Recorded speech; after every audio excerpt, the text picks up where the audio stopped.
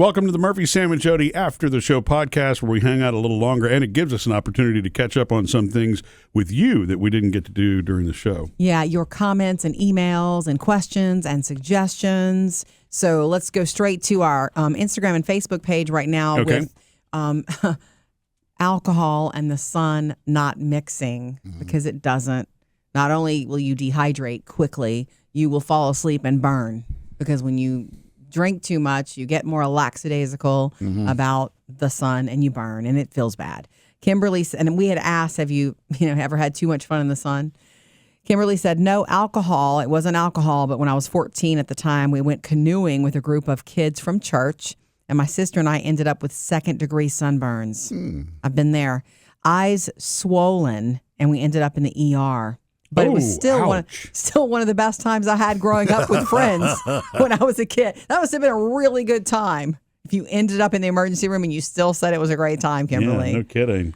Yeah, resilient. I think a lot of people don't realize that that too much sun can send you to the doctor or to the ER.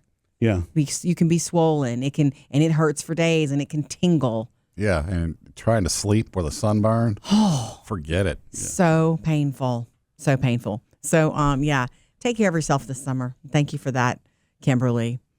We also had this email that came into murphysamandjodi.com from Heidi, and she's recommending a book. It says the book is called Remarkably Bright Creatures by Shelby Van Pelt. And she just wrote, it's a wonderful book, and that was it. So thank you for that. I looked it up. This is a debut novel, and it has spent weeks on the bestseller list. It's a debut novel. I looked into it. It is going to be adapted into a Netflix movie. It's already been that's the huge. rights. Right. So once I tell you what it's about, you may not be all over it, Sam. Don't be thinking you're getting your... It's an elderly widow who forms this unlikely friendship. She starts working at an aquarium to get through life and ease her grief.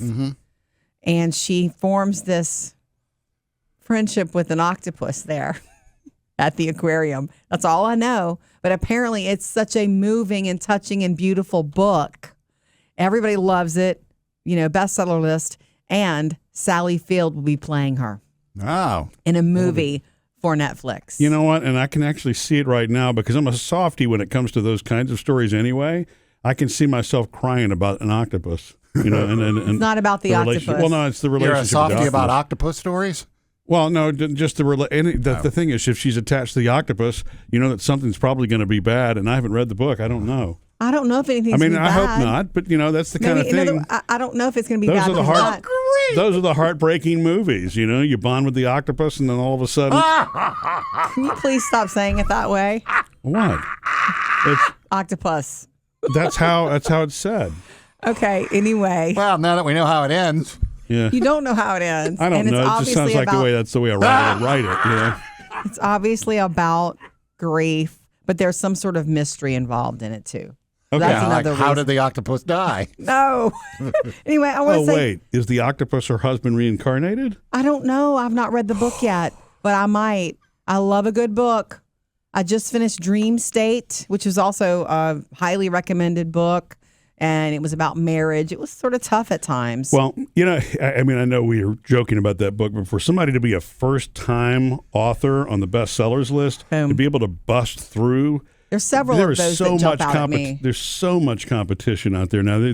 Because there's so many creative outlets now. To me, I would think it would be more difficult than ever before to get that kind of traction. I don't know, but the Delia Owens book, Where the Crawdads Sing, debut novel. Yeah. The Help, which is also one of my very favorite books. It's Catherine Stockett. See, if it's a favorite book, you know that author. Yeah. That was her debut novel. And I remember going, please, I hope there's more from her coming. So anyway, thank you so much, Heidi, for the recommendation. I do love to read. I read all kinds of stuff, too. I read biographies.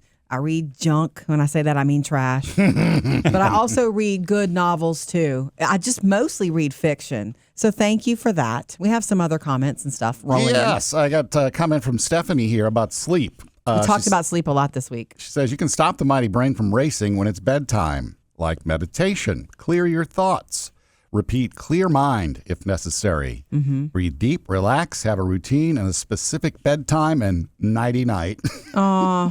Specific bedtime teaches your body. Yeah.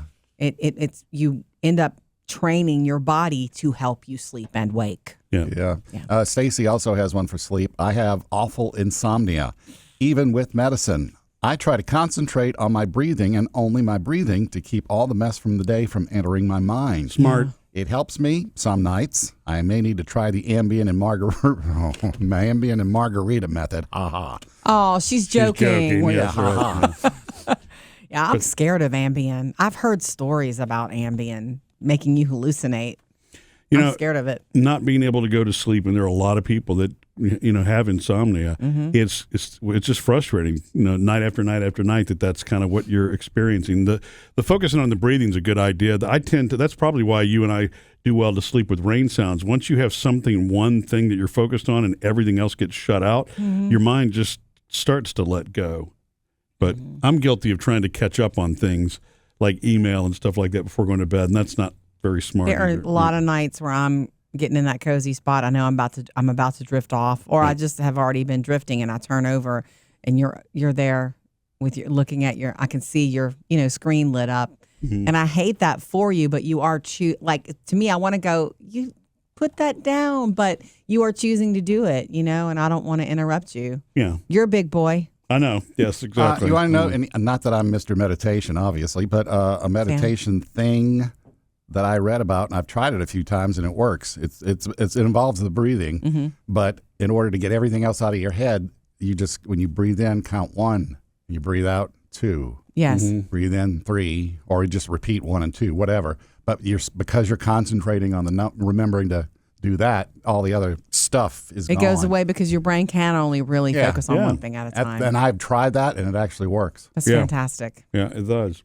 We've got some other comments from the website here, Jodi. Cool. So I don't know how the subject of the buffalo chicken sliders came up, but that's one of my favorite things that Jodi does. It's posted. We posted it again and shared it again. Okay. So Kimberly says, my husband loves this. I'm not a fan of buffalo sauce, but I've also made this with the original barbecue sauce. Yummy. Yeah. So I guess she's talking about, did you mention what brand, or you just said any sauce hot wing sauce you choose? I couldn't remember. The one that's in the reel, because every ingredient I use is in the reel, was Sweet Baby Ray's mild buffalo sauce. So that's why she was saying that. So I guess it's Sweet Baby Ray's that she was referencing for the barbecue sauce. And I want to say this, if you want to do it for barbecue, but the same sort of concept of slow cooking chicken with a little bit of butter and seasoning, slow cook it all day. When you take the lid off and you shred it, instead of pouring buffalo sauce, if you don't want buffalo chicken sliders and you want barbecue chicken sliders, one of the best tricks is,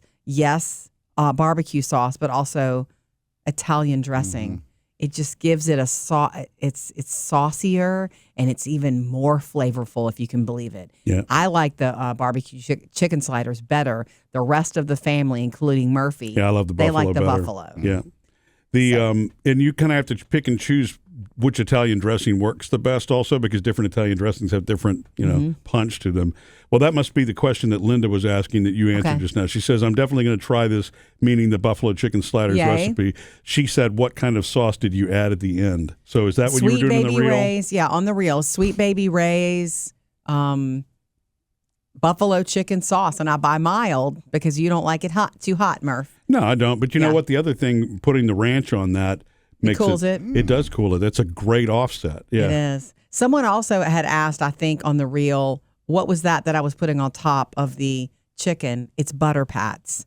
If you put chicken breast or chicken thighs, a combo even, boneless, skinless, in the slow cooker, if you're going to slow cook chicken for any reason, for any purpose, even if you're just going to stick, taco seasoning in it and make tacos with it later, you always do it with butter, a little bit of butter. You don't put water in or anything like that, because there's going to be enough juice when the chicken is cooking. Mm-hmm. Okay. But you do need to pat it with butter. It just needs to be in there. So that's what it was. She was like, what is that? Is that cream cheese? It was butter.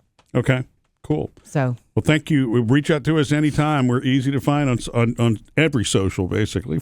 Facebook, Instagram, YouTube, TikTok, you name it. And, of course, our website, murphysamandjodi.com, which is an easy place to also hit us up.